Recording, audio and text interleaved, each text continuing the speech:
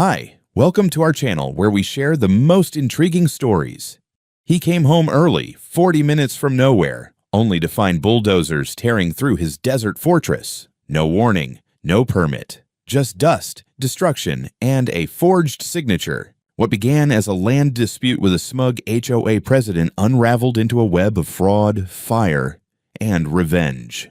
I was about 40 minutes out from home, somewhere between Casa Grande and the Florence Junction, when I first noticed the column of dust on the horizon. At first, I figured it was just some farmer tilling up desert soil, or one of those endless construction crews tearing into another empty stretch of Arizona nothing. It was a dry, angry wind that day, and dust devils danced all across the flat horizon like they were in heat. But this cloud of dust wasn't drifting, it was moving, fast, toward my property. I wasn't due back until the next morning. I'd driven out to see my brother in Tucson for a weekend, first real break in months, and left my place locked up tight, like I always do. My land sits on 2 acres of hard-packed desert, a little patch of freedom surrounded on one side by an HOA that thinks it's a miniature Vatican, Iron Sand Bluffs. The name alone makes me want to spit. I don't live under their thumb, never did, and made damn sure of that when I bought my parcel 5 years back. I built every inch of my home myself. Concrete foundation, double-thick insulation, custom steel frame. A fortress, or so I thought. As I turned off the highway and onto the dirt access road, my stomach dropped. The dust wasn't from some farmer or windstorm. It was coming from heavy machinery. I could see it now. Bright orange rental equipment chewing up the horizon like termites. A goddamn bulldozer. And behind it, an excavator and a work truck with yellow hazard strobes flashing like it was some kind of sanctioned job site. My pulse kicked up. That road dead-ended into my property. No one else had legal right-of-way. I gunned the engine. As I crested the last ridge before the slope into my backyard, I saw it, and I will never forget the way my heart stopped cold. There it was, the rear wall of my home, or what was left of it, crumbling under the weight of a goddamn bulldozer blade. One arm of the excavator had punched straight through my bedroom window, shards of tempered glass sparkling like rain in the hot sun. A man in a high-vis vest was shouting something over the roar of engines, waving to the driver to keep going. And the driver, some dumbass with a clipboard in the cab, was leaning out and laughing. I slammed on the brakes, dust washing over the hood. I was out of the truck before the engine cut off, Glock holstered at my side, badge chain swinging from my neck. Off-duty or not, I was still a cop. "Stop right there!" I bellowed. "Everybody freeze!" The machines choked off in staggered coughs. Workers turned, startled. One of them, a guy holding a crumpled folder, shouted back, "This area's condemned. You're not supposed to be here." I stalked forward, scanning faces, keeping my right hand close to my hip, but not drawing yet. This is my land. Who authorized this? A short, wiry man, must have been a foreman, stepped forward nervously, waving a sheaf of documents. We were told this was an unoccupied structure in a condemned zone. Permits were issued by Iron Sand Bluffs HOA. We're expanding the buffer zone. You're tearing down a private residence. I growled, snatching the papers. They were HOA forms, all right, stamped, signed, with what looked like city approval. Only I'd never received a single notice. You've got 30 seconds to explain how the hell this happened before I call in the entire goddamn county. A few of them started backing toward their trucks. That's when I saw her.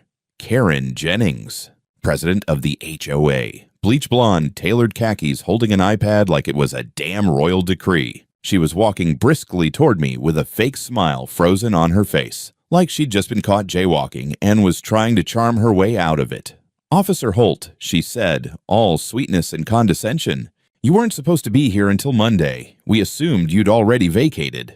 "Vacated?" I barked. "This is my home." Karen didn't blink. According to updated zoning maps and declarations filed last week, this land was reclassified as part of the Iron Sand Bluffs expansion corridor. Your house was listed as an incomplete, unoccupied structure. The demolition permit was processed through the city development department. I stared at her. No notification, no hearing, no due process.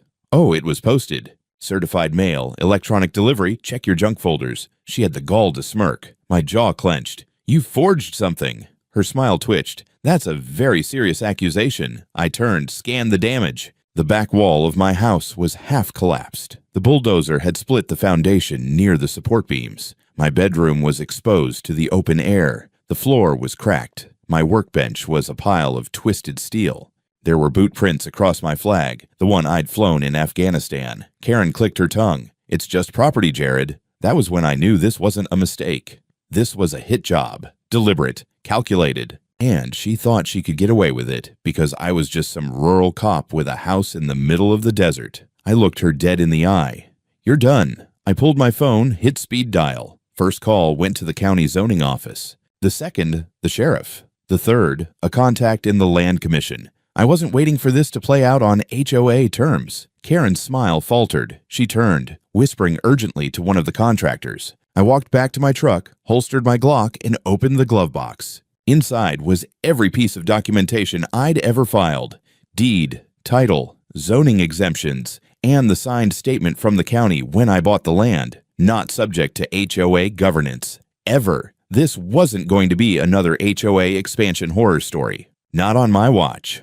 The next morning, I drove straight to the county recorder's office, a folder of my original land documents riding shotgun like a silent witness. I hadn't slept. I'd spent half the night photographing the damage, logging the equipment IDs, and emailing a dozen officials. My house wasn't just damaged, it was assaulted, and I wasn't about to let it get buried under bureaucracy and fake smiles.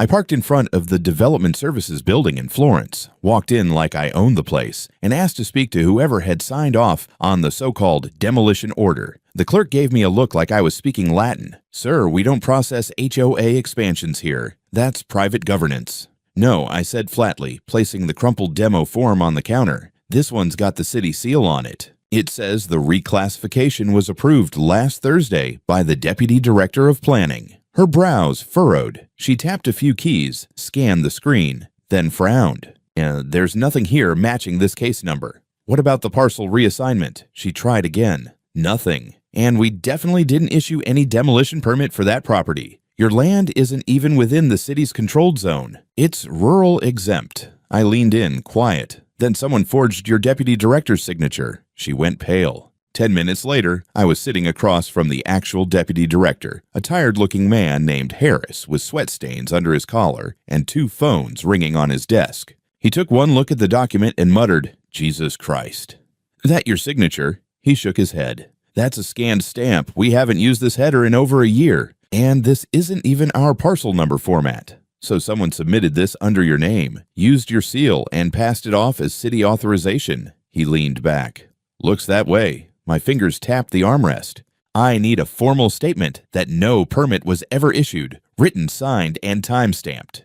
"I can do that." He printed, signed, and handed it over. I added it to the growing war file in my briefcase. Next stop, the HOA registry office at the county. I wanted to see what these bastards had filed. If they dared to submit a zoning reassignment or anything resembling a voluntary annexation, I wanted to see it with my own eyes. Sure enough, there it was. Filed 4 days ago. A document titled Declaration of Voluntary Annexation and Development Intent, signed by a company called Desert Renewal, Inc., purporting to represent my parcel, with my address, as being voluntarily added to Iron Sand Bluffs. HOA jurisdiction. The listed signatory, someone named Jonathan Keller.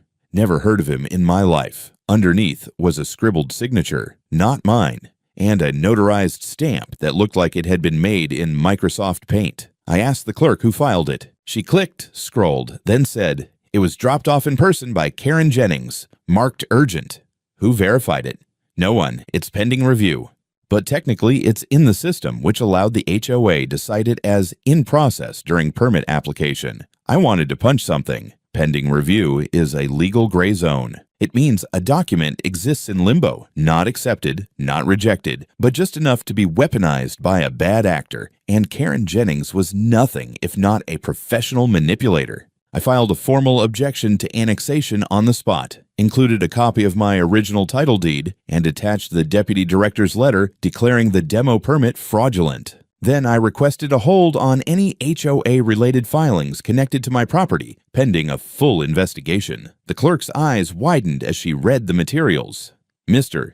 Holt," she said, "do you want to file this as a criminal complaint as well?" I looked her in the eye. "I want to file it as whatever puts that HOA president in front of a judge." Later that day, I drove back to my house. The bulldozer was still there, half sunk into my basement slab like a broken mechanical mammoth. The contractor crew had vanished. Tire marks cut deep into the desert soil, gouging past my workshop. The foundation had split near the rear support. My tool shed was crushed. I did a rough mental tally. The damage was going to hit somewhere between $150,000 to $200,000. And that's before I got to the personal shit. My old service metals were covered in plaster dust. My mother's chest, the one I'd been restoring, splintered. And my bedroom, where I'd built the damn bed frame with my own hands, now looked like a construction war zone. That night, as I pored over the photos and paperwork at my kitchen table, what was left of it, I got a ping on my phone. No caller ID. One new voicemail. I played it. The voice was disguised. Male. Artificial. She paid $25,000 through a donor shell. Check the Foundation for Civic Progress. That's where the grease went. Look at March filings. Get a warrant. She buried it in a charity ledger. The line cut. I sat still for a moment, listening to the wind howl through the cracks in the bedroom wall. A scam. A payment. A fake charity? This wasn't just a rogue HOA drunk on power. This was starting to smell like a criminal enterprise. And I'd just ripped the cover off. By the time Monday rolled around, I was done playing defense. I'd spent the weekend cataloging every broken wall stud, every crack in the slab, every boot print on my floor. Insurance wouldn't touch it until the legal status was clear, and frankly, I didn't want them involved yet. This wasn't some act of nature. It was an act of sabotage. I'd already spoken to the sheriff's office, and they confirmed what I suspected. If I could prove the HOA acted on forged documents, we'd be talking felony territory, criminal trespass, destruction of private property, fraudulent representation, and possibly more if money had changed hands. And I was damn sure money had changed hands. With the anonymous voicemail still fresh in my mind, I went digging. Foundation for Civic Progress. Sounded like a classic laundry bin. I pulled up their nonprofit filings. Most of it was fluff.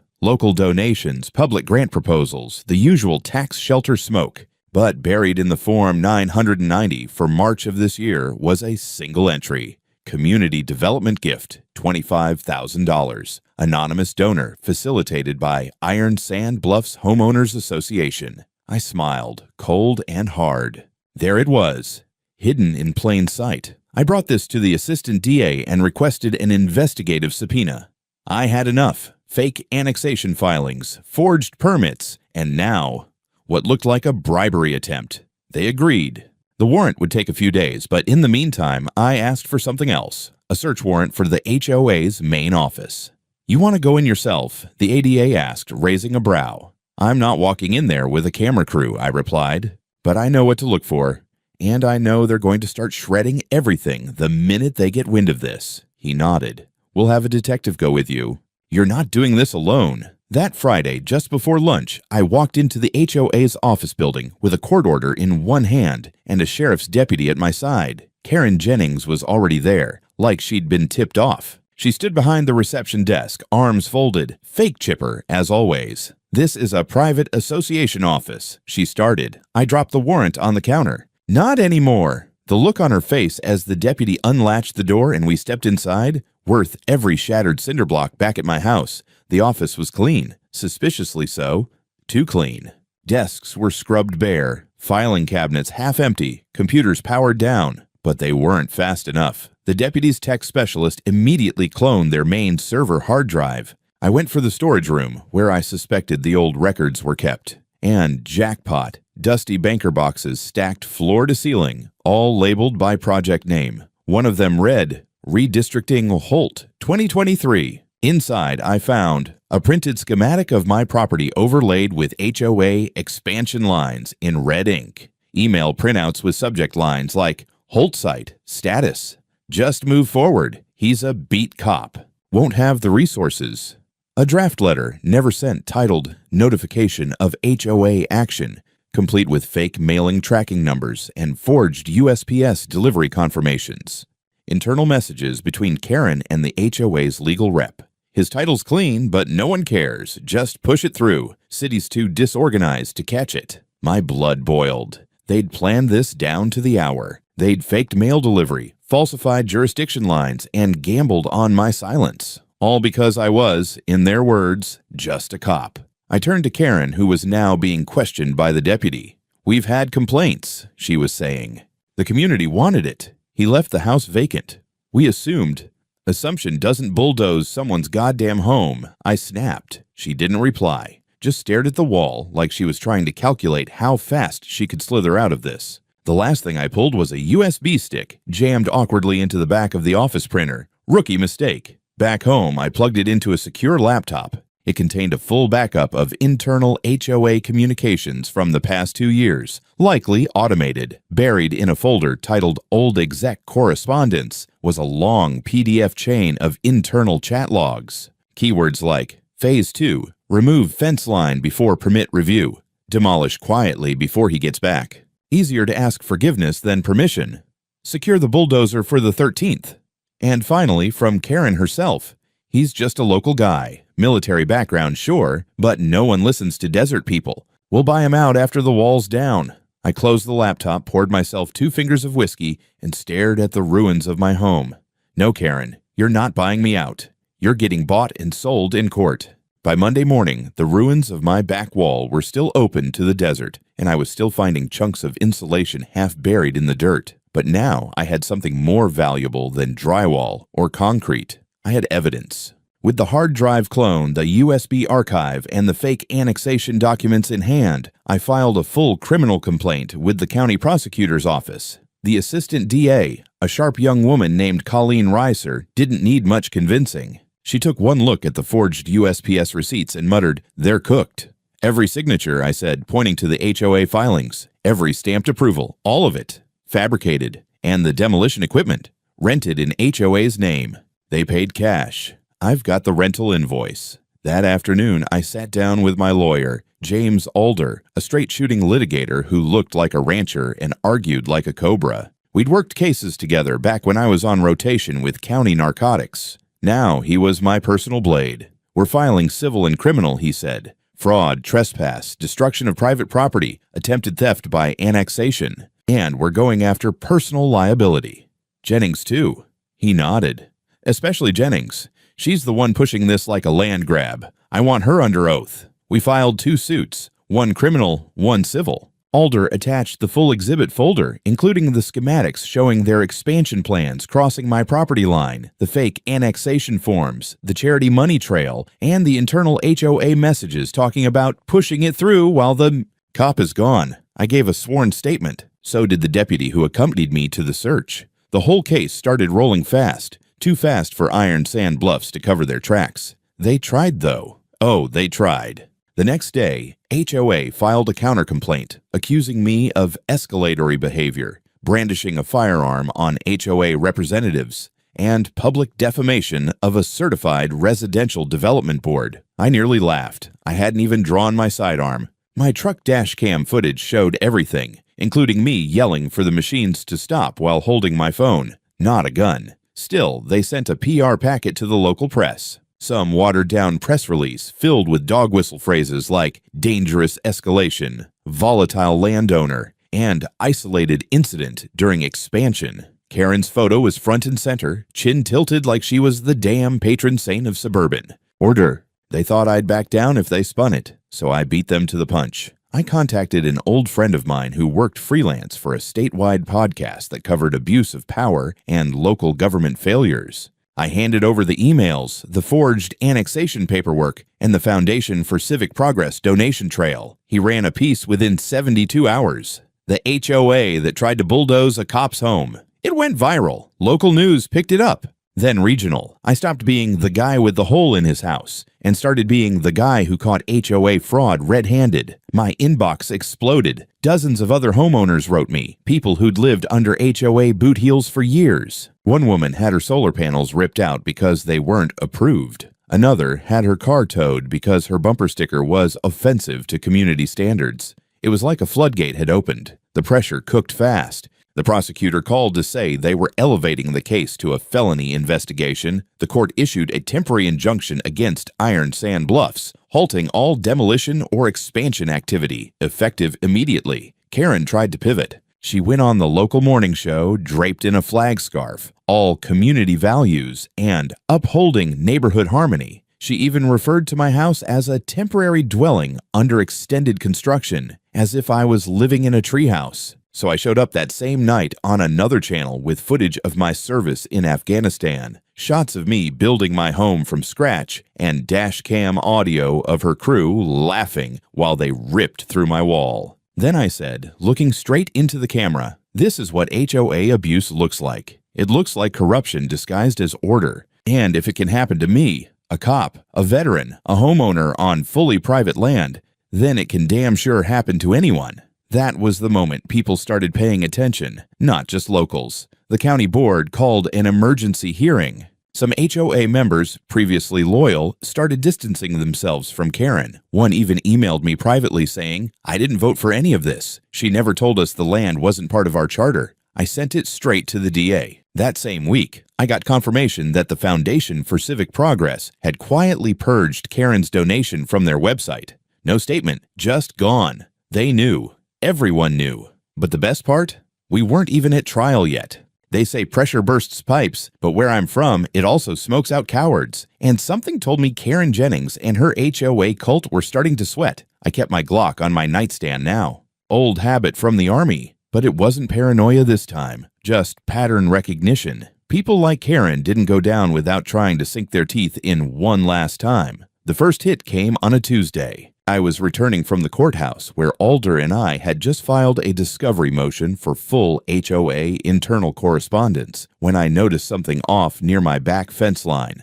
The air smelled like burnt plastic, sharp and unnatural, like a fire pit gone wrong. Sure enough, behind the garage there was a blackened patch of dirt. Not big, maybe 6 feet across, but the brush was scorched, and one of the supports for my solar array had melted slightly. It hadn't spread far thanks to the rock perimeter I'd installed years ago, but it had clearly been set intentionally. Accelerant was involved. I called it in. The fire marshal confirmed what I already suspected. It wasn't spontaneous. No lightning, no electrical fault, no misplaced grill. Someone had poured fuel and walked away, probably expecting the wind to finish the job. They didn't count on the gravel barrier or my surveillance system. 2 of my perimeter trail cams had picked up movement, a figure in dark clothing moving low, carrying something metal, possibly a gas can. Unfortunately, the person kept their head down, no facial ID, but the frame showed enough to confirm it wasn't a transient or teenager being dumb. This was targeted. Later that night, I found a fresh scratch mark on my front door lock, as if someone had tried to jimmy it, clumsily or as a warning. It didn't scare me. It pissed me off. I had a fortress, reinforced doors, floodlights, drones. I wasn't afraid, but I was furious. This wasn't just fraud or corruption anymore. This was a damn escalation. Karen was losing control of her narrative, and someone in her circle had decided to try and scare me silent. The next morning, I filed a formal criminal complaint about the attempted arson. The sheriff's deputy I worked with took it personally. He used to be HOA president in another county and had his own horror stories. "You want to push this to state investigators?" he asked. "Let's go all the way," I said. "If they're trying to torch me out of my own house, I'm not treating this like trespass. This is coordinated." He nodded grimly. "You've stirred a hornet's nest." "Good. Let it sting." I called Alder. "We're filing for emergency injunctive control over the HOA office," I told him. "They're already shredding things. I want that building locked down and under court custody before they erase every damn record." "I'll draft it," he said without pause. "I'll go through a judge I know in Pinole Superior. He hates HOA cases. Perfect guy." We filed within 24 hours a motion for temporary possession of organizational assets for the purpose of preserving legal evidence in an active criminal and civil investigation. The judge approved it faster than I expected. 2 days later, I was back at the HOA building, this time with a full warrant, 2 sheriff's deputies, a county evidence custodian, and a locksmith. Karen was already there. She'd posted herself in front of the entrance like a statue of suburban delusion, arms folded, eyes full of fire. "You can't do this," she barked as we approached. "This is private property. Association headquarters." "Not anymore," the deputy said, holding up the order. "Effective immediately. All operations cease. Facility is now under legal preservation, hold pending criminal proceedings." Karen went pale. "You can't be serious. This is an overreach." I stepped forward, looked her dead in the eye. "You want to talk overreach? Try bulldozing a man's home and then lighting his yard on fire." Her mouth opened, but no words came out. The locksmith got the door open in under a minute. The evidence custodian moved in with sealed bins, computers, file boxes, flash drives. Even the damn office coffee machine was tagged. The icing on the cake. We sealed the building with official tape that read, "Under investigation, do not enter." That evening, I sat in my truck across from the office, watching as a few of Karen's cronies showed up and saw the sign. The look on their faces. Just the beginning. They'd tried to scare me. Now it was their turn. The next few weeks were a blur of subpoenas, interviews, and meetings in rooms that smelled like stale coffee and burnt toner. But something had shifted. The case wasn't mine anymore. Now it had momentum, official, institutional, public. And the deeper it went, the uglier it got. The county prosecutor's office began issuing subpoenas like candy. HOA board members were summoned one by one to testify under oath. A few tried to stonewall. One even claimed a medical leave of absence the day before deposition, but the paper trail we'd built didn't lie. Bank transfers, fake notarizations, internal memos with time-stamped edits. Every corner we turned exposed another layer of fraud. They'd forged not just city signatures, they'd backdated permits, faked delivery receipts, and tried to pressure low-level city clerks into fast-tracking their expansion agenda. And in the center of it all, Karen Jennings. She'd been the architect, the one who signed the ghost annexation forms, who met with the fake LLC reps, who personally delivered the documents to the county with a note marked urgent, expedited per verbal city approval, which of course was total fiction. The prosecutor called her in for a voluntary statement. She refused, so they charged her.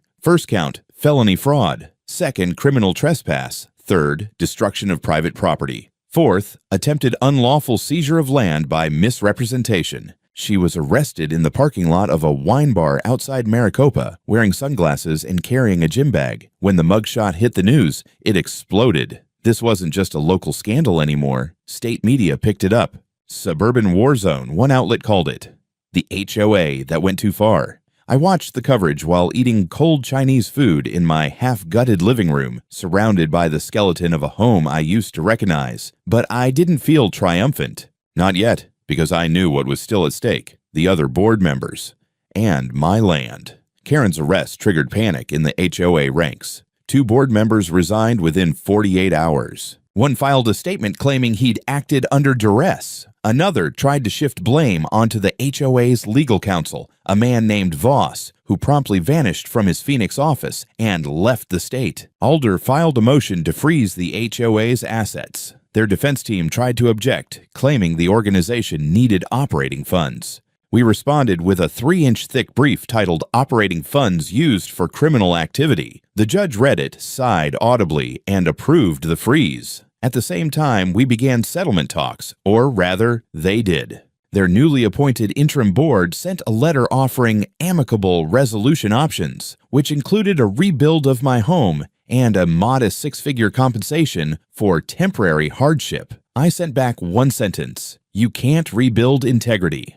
The civil case was headed for trial, but the criminal case was burning like a wildfire. Then came the final blow. A sealed affidavit was unsealed. A city employee had come forward under whistleblower protection. They claimed Karen had approached them personally, offering charitable donations to their department's Neighborhood Resilience Fund in exchange for paperwork flexibility regarding unincorporated parcels. The amount, $25,000, same as the foundation gift, same as the time-stamped entry we'd uncovered weeks before. That was the nail. The judge approved a RICO enhancement, treating the HOA's actions not just as isolated fraud, but as an organized effort to illegally seize land and convert it into profit. That changed everything. We weren't just dealing with HOA mismanagement anymore. This was racketeering, a criminal enterprise. I remember standing outside the courthouse, watching the press swarm around Karen as she was escorted inside in cuffs again, this time without the designer sunglasses. She didn't look at me, but her lawyer did. And the way he avoided my eyes told me everything I needed to know. They were done, but I wasn't, because it wasn't just about punishment anymore. It was about setting a precedent. Courtroom 3 of the Pinal County Superior Court wasn't built for drama. Low ceilings, buzzing fluorescent lights, and a jury box that looked like it was designed by IKEA on a deadline. But that morning, it felt like a stage. The gallery was packed. Homeowners, reporters, HOA critics, even a couple of county commissioners. I spotted at least one camera crew outside filming the courthouse sign like it was the final scene of a documentary. I sat at the plaintiff's table with Alder beside me, tie slightly crooked, sleeves rolled up.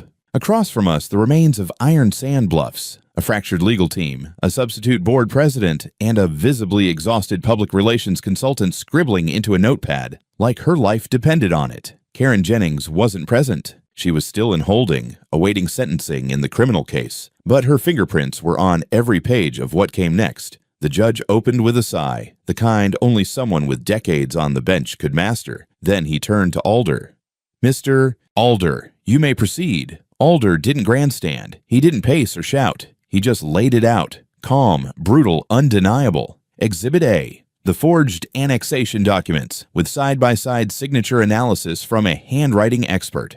Exhibit B. The demo permit with an outdated header format and a fake seal. Exhibit C. Emails and messages referencing my home as a soft target for preemptive expansion. Exhibit D. The charitable donation disguised as a bribe, backed by banking records and a whistleblower's sworn testimony. Exhibit E. The drone footage, the dash cam recordings, and my live testimony recounting the day I pulled into my driveway and saw my house being eaten alive by a bulldozer. The defense tried to object. Procedural nitpicking, claims of imperfect information, and overzealous community enforcement. But it didn't matter. The judge saw it for what it was. Organized abuse of power, fraud, trespass, conspiracy. When I took the stand, I kept it simple. I built that house with my own hands. I said, I poured the foundation, wired the panels, welded the gate, and they tried to erase it because a spreadsheet told them they could. I looked at the jury. No notice, no call, just steel blades and engine oil and a fake letter taped to a pole. It was quiet for a long second. Then Alder nodded and I stepped down. Closing arguments came and went. The jury deliberated for less than 5 hours. They came back unanimous. Liability proven, damages awarded. HOA Iron Sand Bluffs was ordered to pay $2.4 million in compensatory and punitive damages, not just for the cost of repairs, but for emotional distress, legal fees, and malicious intent. The judge also issued an unprecedented ruling. The HOA was to be dissolved as a legal entity. Its assets, real estate, office equipment, accounts were to be liquidated and placed in a trust for compensation distribution and public restitution. Karen Jennings. She was sentenced the following week. 12 years in state prison without parole for racketeering, fraud, and malicious destruction of property. 2 other board members got 8 and 7 years, respectively. When the gavel fell, I didn't cheer. I didn't smile. I just exhaled. Alder slapped the table lightly. "That's how you burn the playbook," he muttered. The PR consultant on the other side dropped her pen. We walked out into the sun. Outside, reporters shoved microphones at me. I gave one statement. This wasn't just about my house. It was about showing that no one, not even a self-appointed neighborhood king, is above the law. That night, as I stood on the foundation of my wrecked living room, listening to the quiet creak of desert wind, I knew the story wasn't over. But the battle was, and I'd won. 6 months later, I stood at the edge of my land, holding a mug of burned coffee and watching as the last section of the new concrete wall settled into place.